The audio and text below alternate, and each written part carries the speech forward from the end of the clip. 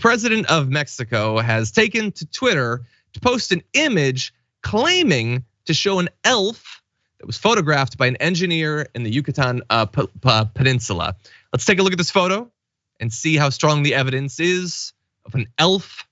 You can see on the left-hand side a little creature with sort of a whitish furry halo around it. And you can see that was president of Mexico that posts that. There's an image there of a sculpture. These are called Aluxe, I believe. I'm probably mispronouncing that, apologies. But of that creature, they're generally said to be invisible, but able to assume physical form, resembling miniature, traditionally dressed Maya people.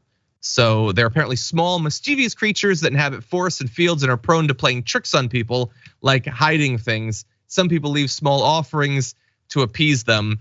López Obrador, the president of Mexico, has apparently long expressed reverence for indigenous cultures and beliefs, and this could be an example of that.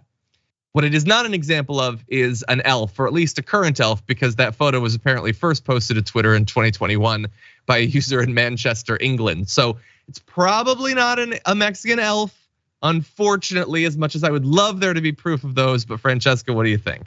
You know, you really want a president of a country, and look, people who live in glass houses, let's be real, we had Donald Trump in office. But you don't want a president randomly finding a weird, creepy photo and spending their days like tweeting it out, being like, elves are real, what?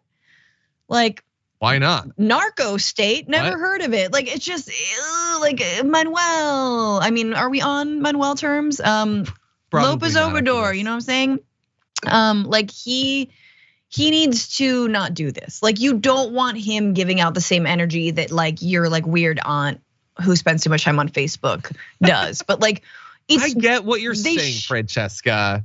They should not have given the internet to some people, is what I'm saying. Just like they should not have given phones, or excuse me, cameras to all of us. We're not good photographers. That's true. Photographers are good photographers. That's true. That's why they're called that. I get what you're saying. I like the idea of Twitter briefly being fun again. So I didn't mind the elf too much necessarily. But I will say that there is a layer of suspicion lurking in the background of this for some people who believe that this is not just him exercising some social media whimsy, but that perhaps it is intended to distract a little bit from other things going on. For instance, the more than 100,000 people who took to the streets in cities across Mexico on Sunday to protest new laws that some say hobble the nation's election agency. They wore white and pink, the color of the National Electoral Institute, and shouted slogans like "Don't touch my vote." So the president's proposals are passed last week. Once enacted, they would do a variety of things, including cutting salaries, funding for local election offices, and training for citizens who operate and oversee polling stations. They would also reduce sanctions for candidates who fail to report campaign spending. Now, he denies that these are a threat to democracy, these reforms. He says criticism is elitist, arguing the institute spends too much money. He says the funds should be spent on the poor instead, and he will be signing on to this, even though he expects there will be challenges. A lot of the protesters were quoted as saying they're worried about this being a return to an earlier anti-democratic period. I'm obviously no expert on Mexican politics. I can't tell you how much they spend or should be spending. Generally, I don't like sitting politicians making big changes to the electoral laws, especially that have a lot of popular opposition to them. But Francesca, what do you think? No, I'm also not an expert, but I know that Manuel López Obrador, it's sad because he really did campaign multiple times, right? He was, I forget, I think it was 2012, but was denied the presidency through a series of what appeared to be like fraud, effectively actual voting fraud and ballot stuffing. And when Enrique Peña Nieto won the election, and he, for many, many years was the voice of a lot of people looking for some change. And I think that what happens in a lot of countries, but specifically in Mexico here, is he got into power and is now sort of turning his back on the movements that got him where he is.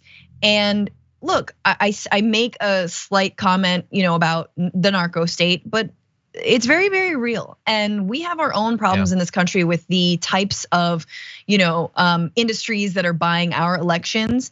But Mexico lives in fear, both politicians and people, when it comes to the amount that narco traffickers, the influence they have over the electoral process, the influence they have over everyday lives, over journalists, the violence that they can enact on people, the collusion between them and the state and the police, as 43 students in Ayotzinapa learned when they were disappeared by that collusion.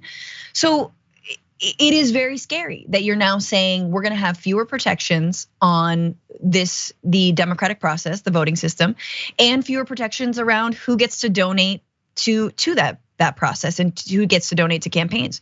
So what you're saying is you're gonna disenfranchise more people, which is ironic because, Obrador started his entire political career arguing that people should not be disenfranchised and that they were disenfranchised when they tried to vote for him. So here we go. Yeah, you don't love to see it. No, unfortunately. By the way, I was fact checked. Andrew Ullman says it should be Aluxe. It's an Aluxe, the elf. So thank you for that. And I saw someone else in the chat saying the only elf they care about is Liv Tyler. So I apologize if this is about a different elf and that I've lost her interest. Can you imagine you just like take a photo and Liv Tyler's in a tree in your backyard? All right. That would be, you know what? I'd be fine.